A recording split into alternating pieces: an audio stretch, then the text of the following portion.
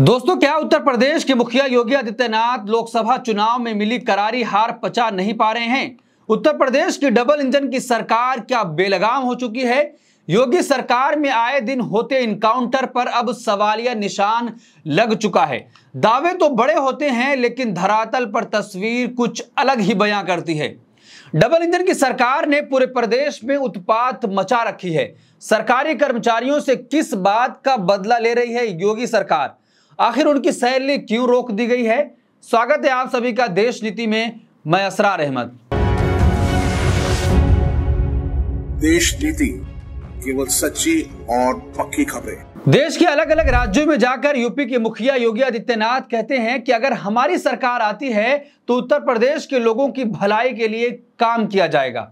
लेकिन अपने ही प्रदेश के सरकारी कर्मचारियों की अब इस महीने की सैलरी रोक दी है। पहले बीएलओ के जरिए पार्टी के चुनावी नुकसान की गंभीर शिकायत, फिर पंतनगर में बुलडोजर चलाया गया, उसके बाद बेसिक शिक्षकों की जबरिया डिजिटल अटेंडेंस, उसके बाद फिर बेदखली के खौफ का नुजूल विधेयक लाया गया और अब सरकारी कर्मचारियों की तनख्वाह रोक दी गई है। क्या लोकसभा चुनाव में मिली करारी हार से बौखला गए हैं उत्तर प्रदेश के सीएम योगी आदित्यनाथ? क्या अभी तक उस हार को नहीं भुला पा रहे हैं? जिस तरीके से उत्तर प्रदेश में सुप्रीम कोर्ट के आदेश के बाद ही बुलडोजर नहीं रुक रहा है और अब सरकारी कर्मचारियों का वेतन रोक दिया गया है, उनकी तनख्वाह इस महीने की नहीं मिलेगी। यूपी के 39,000 सरकारी कर्मचारियों के लिए बुरी खबर, योगी सरकार इस महीने नहीं देगी सैलरी। यूपी सरकार ने प्रदेश के सभी 90 विभागों में काम करने वाले कर्मचारियों से अपनी संपत्ति डिटेल अपलोड करने का आदेश दिया था। कई बार डेडलाइन बढ़ाने के बावजूद 29,000 कर्मचारियों ने अभी तक डिटेल नहीं सबमिट किया है। इनकी सितंबर और अगले महीने की सैलरी योगी सरकार ने रोक दी है। एक तरफ यूपी के सीएम योगी आदित्यनाथ पूरे देश में घूम घूम कर जहां पर चुनाव होता है वहां जाकर रैली करते हैं और कहते हैं कि अगर हमारी सरकार यहां पर बनती है तो हम लोगों के भलाई के लिए काम करेंगे। लेकिन जिस उत्तर प्रदेश में उनकी सरकार है और जहां के वो मुख्यमंत्री हैं, अब वहीं पर सरकारी कर्मचारियों की सैलरी रोक दी गई है। लगातार ऐसे मामले सामने आते रहते हैं जहां पर योगी आदित्यनाथ के खिलाफ लोग प्रदर्शन भी कर रहे हैं, चाहे वो बुलडोजर का मामला हो या चाहे वो डिजिटल अटेंडेंस का मामला हो। उत्तर प्रदेश के शिक्षकों ने लगातार इसका विरोध किया और कई दिन तक हड़ताल पर रहे। उसके बाद योगी सरकार को झुकना पड़ा, फिर उन्होंने इस फैसले को वापस लिया। अब ठीक उसी तरीके से संपत्ति ब्यौरा देने के लिए कहा गया था। कई सारे कर्मचारियों ने अपनी संपत्ति का ब्यौरा उस पोर्टल पर अपलोड कर दिया, लेकिन 39,000 कर्मचारियों ने नहीं किया। विरोध करते हुए कहा कि हम अपनी संपत्ति का ब्यौरा नहीं देंगे। तो अब उनकी सैलरी रोकने का फैसला योगी आदित्यनाथ की सरकार ने कर लिया है।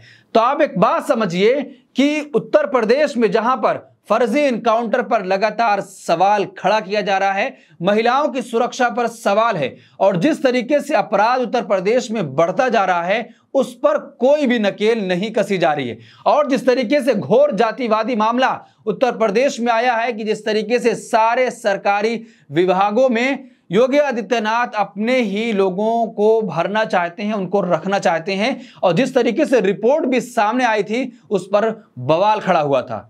पत्रकारों ने जब इस मामले को सामने लाया तो 2 पत्रकारों पर एफआईआर भी दर्ज कर ली गई है। अब लगातार उन पत्रकारों को धमकी दी जा रही है कि अगर आप ऐसा करने से नहीं रुकेंगे तो आपके खिलाफ कठोर कार्रवाई की जाएगी। तो आप समझ सकते हैं कि आखिर योगी आदित्यनाथ उत्तर प्रदेश के लोगों से किस चीज का बदला ले रहे हैं। जिस तरीके से सरकारी विभागों में अपने ही जाति के लोगों को भर रहे हैं, जब उस पर कोई सवाल कर रहा है तो उस पर एफआईआर की धमकी दी जा रही है और एफआईआर भी दर्ज कर ली गई है। और ठीक उसी तरीके से जब उत्तर प्रदेश के लिए और पूरे देश के लिए सुप्रीम कोर्ट ने बुलडोजर चलाने के लिए गाइडलाइन जारी की थी, उसके बावजूद भी अभी तक उत्तर प्रदेश में बुलडोजर चल रहा है। सुप्रीम कोर्ट ने असम के सरकार को अवमानना का नोटिस जारी किया है और उनसे जवाब मांगा है, लेकिन उत्तर प्रदेश में भी बुलडोजर चल रहा है। उसके खिलाफ अभी तक सुप्रीम कोर्ट ने कोई भी नोटिस नहीं लिया है।